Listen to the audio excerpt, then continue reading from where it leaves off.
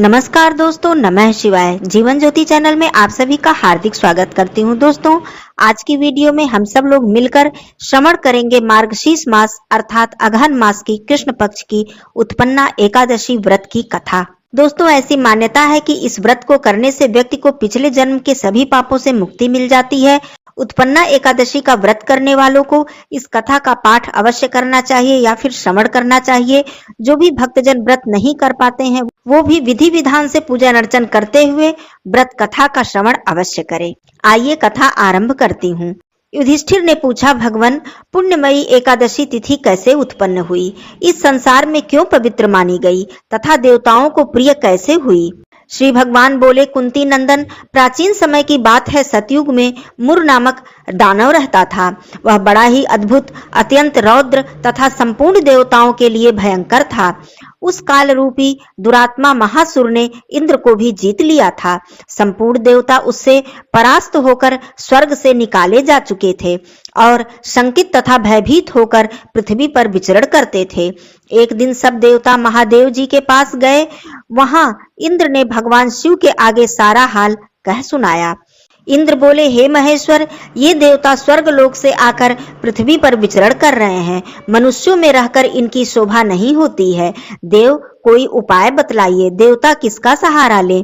महादेव जी ने कहा, हे देवराज, जहाँ सबको शरण मिलती है, सबकी रक्षा होती है, जगत को शरण देने वाले, सबकी रक्षा में तत्पर रहने वाले जगत के स्वामी भगवान गरुड़ध्वज विराजमान हैं, वहां जाओ। वे तुम लोगों की रक्षा अवश्य करेंगे। भगवान श्री कृष्ण कहते हैं, युधिष्ठिर, महादेव जी की बात सुनकर परम बुद्धिमान देवराज इंद्र संपूर्ण देवताओं के साथ वहां गए। भगवान गदाधर क्षीर सागर में जल में शयन कर रहे थे। उनका दर्शन करके इंद्र ने हाथ जोड़कर स्तुति आरंभ की। इंद्र बोले, हे देव देवेश्वर, आपको नमस्कार है। देवता और दानव दोनों ही आपकी वंदना करते हैं। पुंडरीकाक्ष, आप दैत्यों के शत्रु हैं। हे मधुसूदन, हम लोगों की रक्षा कीजिए। हे जगन्नाथ, संपूर्ण देवता मुर नामक दानव से भयभीत होकर आपकी शरण में आए हैं। हे भक्त वत्सल, हमें बचाइए। हे देवेश्वर, हमें बचाइए। हे जनार्दन, हमारी रक्षा कीजिए। दानवों का विनाश करने वाले कमल नयन, हमारी रक्षा कीजिए। हे प्रभु, हम सब लोग आपके समीप आए हैं, आपकी शरण में आए हैं। हे भगवान, शरण में आए हुए देवताओं की सहायता कीजिए। आप ही कर्ता हैं और आप ही कारण हैं। आप ही सब लोगों के माता हैं, आप ही सब लोगों के पिता हैं। हे भगवान, हे देवेश्वर, शरणागत वत्सल देवता भयभीत होकर आपके शरण में आए हैं। हे प्रभु, अत्यंत उग्र स्वभाव वाले महाबली मुर नामक दैत्य ने संपूर्ण देवताओं को जीतकर इन्हें स्वर्ग से निकाल दिया है। इंद्र की बात सुनकर भगवान विष्णु जी बोले, देवराज, वह दानव कैसा है? उसका रूप और बल कैसा है तथा उस दुष्ट का रहने का स्थान कहाँ है? इंद्र बोले, देवेश्वर, पूर्व काल में ब्रह्मा जी के वंश में तालजंघ नामक एक महान असुर उत्पन्न हुआ था, जो अत्यंत ही भयंकर था। उसका पुत्र मुर दानव के नाम से विख्यात हुआ। वह भी अत्यंत उत्कट, महापराक्रमी तथा देवताओं के लिए भयंकर है। चंद्रावती नाम से प्रसिद्ध एक नगरी है, उसी में स्थान बनाकर वह निवास करता है। उस दैत्य ने समस्त देवताओं को परास्त करके स्वर्गलोक से बाहर कर दिया है। उसने किसी दूसरे को इंद्र के स्वर्ग सिंहासन पर बैठाया है। अग्नि, चंद्रमा, सूर्य, वायु तथा वरुण भी उसने दूसरे बनाए हैं। जनार्दन, मैं सभी बात बता रहा हूँ। उसने सब कोई दूसरे बना लिए हैं। देवताओं को उसने प्रत्येक स्थान से वंचित कर दिया है। इंद्र का कथन सुनकर भगवान जनार्दन को बड़ा ही क्रोध आया। वे देवताओं को साथ लेकर चंद्रावती पुरी में गए। देवताओं ने देखा कि दैत्यराज बारंबार गर्जना कर रहा है।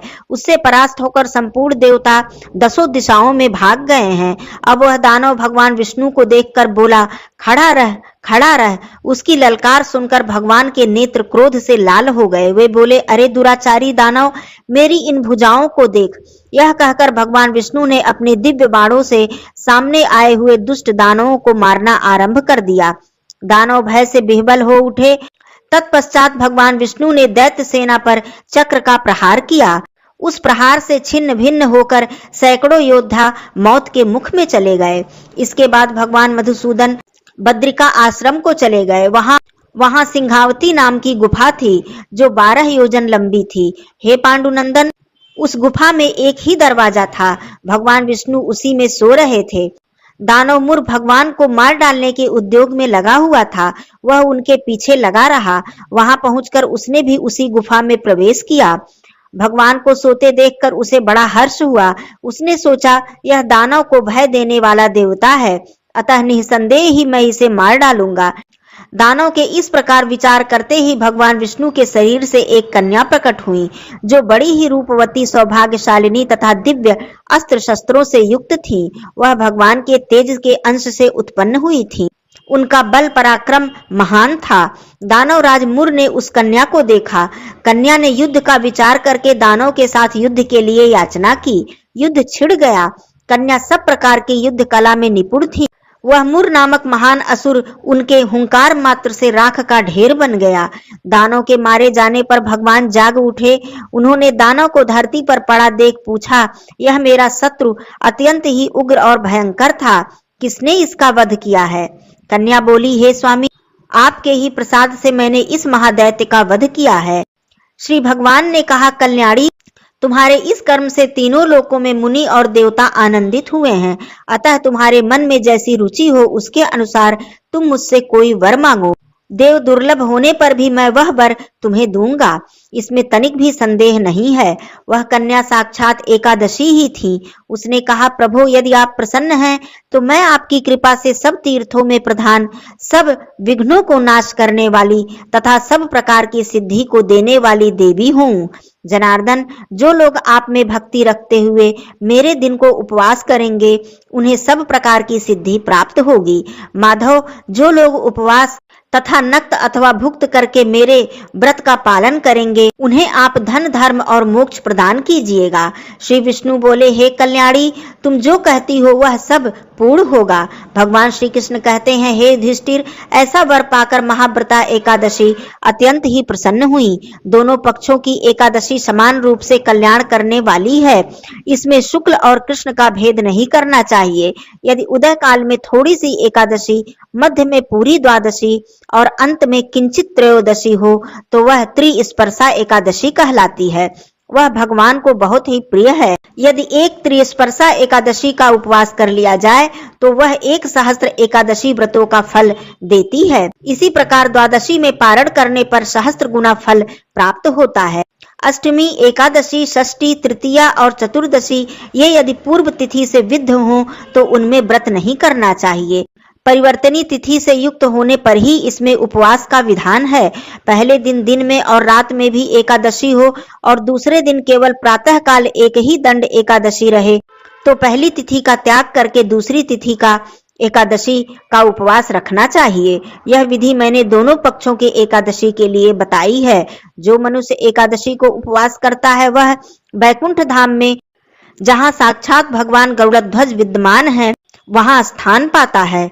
जो मानव हर समय एकादशी के महात्म का पाठ करता है उसे 1000 गोदानों का पुण्य फल प्राप्त होता है। जो दिन या रात में भक्ति पूर्वक इस महात्म का श्रवण करता है वह निसंदेह ब्रह्म हत्या जैसे पापों से मुक्त हो जाता है। एकादशी के समान पाप नाशक व्रत दूसरा कोई नहीं है। इस प्रकार से श्री कृष्ण भगवान जी ने श्री युधिष्ठिर को एकादशी व्रत का महत्व बताया।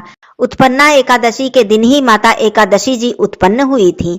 इस कारण इस एकादशी का अत्यंत ही महत्व बताया गया है। कथा समाप्त होती है। बोलिए श्री हरि विष्णु भगवान की जय। माता एकादशी की जय। श्री कृष्ण भगवान की जय। धन्यवाद दोस्तों। नमः शिवाय। हर हर महादेव।